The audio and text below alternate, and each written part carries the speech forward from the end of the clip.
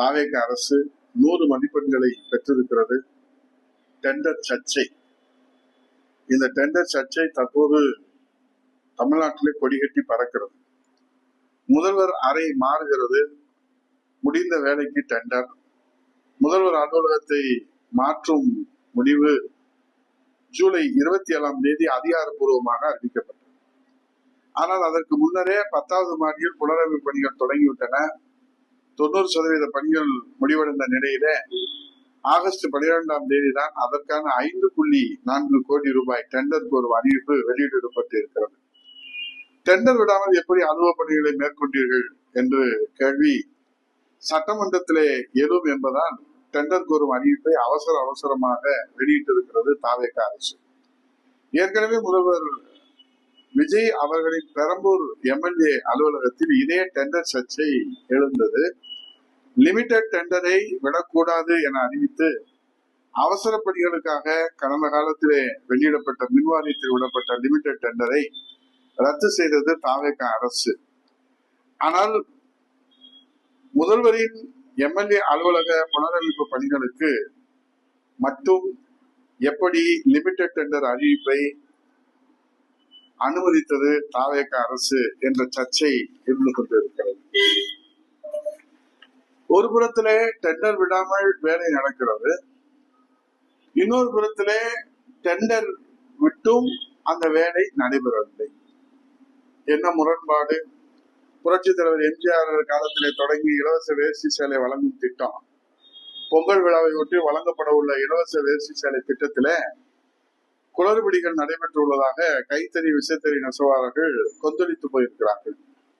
கடந்த கால ஆட்சியில ஜூன் மாதத்திற்கு முன்பாகவே, கடந்த காலங்களில் இப்ப நான் வருவாய்த்துறை அமைச்சராக இருந்த கைத்தறித்துறையோடு இணைந்து இலவச வேஷ்டி சேலைகளுக்கான டெண்டர்கள் அறிவிக்கப்பட்டு நூல் கொள்முதல் செய்யப்பட்டு விடும்.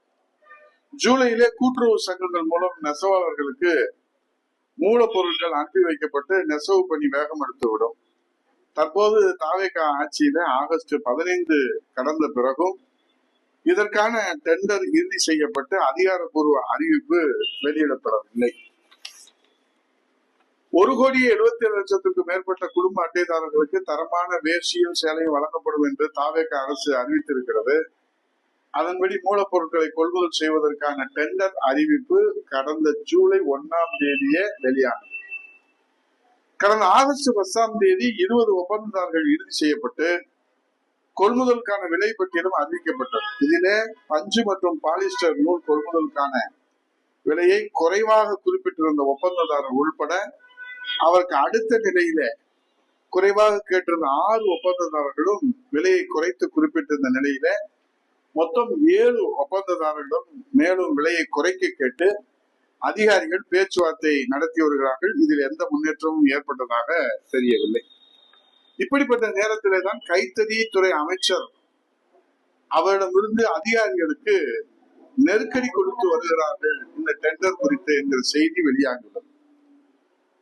மிக குறைந்த விலையை குறிப்பிட்டு முதலிடத்திலே உள்ள ஒப்பந்ததாரருக்கு டெண்டர் வழங்கக்கூடாது என்று IAS அதிகாரிகளுக்கு நெருக்கடி கொடுத்து வருவதாக தகவல் கசிந்து வருகிறது. இது போன்ற தாமதத்தால் வரும் ஜனவரிக்கு முன்பாக 1,77,00,000 வேஷ்டி சேலைகளை உற்பத்தி செய்து வழங்க முடியுமா என்கிற சந்தேகம் எழுந்துள்ளது. தாமதமாக மூல பொருட்களை வழங்கி குறிப்பிட்ட நாட்களுக்குள் வேஷ்டி சேலைகளை நெசவு செய்து வழங்க நெருக்கடி ஏற்படுகின்ற போது இந்த வேஷ்டி சேலைகளினுடைய தரம் குறைவதற்கும் வாய்ப்பு உள்ளது.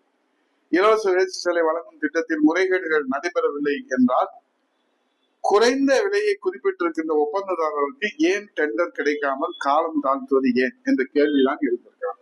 ஒரு பக்கத்திலே டெண்டரே விடல, வேலை முடிஞ்சிருச்சு. இன்னொரு இடத்துல தாவேக அரசுல வேஷ்டி சேலை திட்டத்துல டெண்டர் விட்டாச்சு, ஆனா வேலை தொடங்கல. இப்போ இது எதற்காக இந்த நிலை? தாவேக அரசு இதை எப்படி நாம் புரிந்து கொள்வது?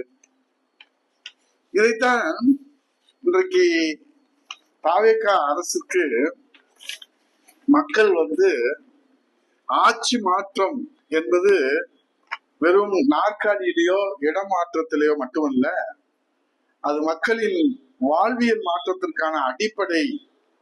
அந்த அடிப்படை புரிந்து கொண்டு செயல்படுவார் என்றுதான் அவருக்கு மக்கள் வாக்களித்தார்கள்.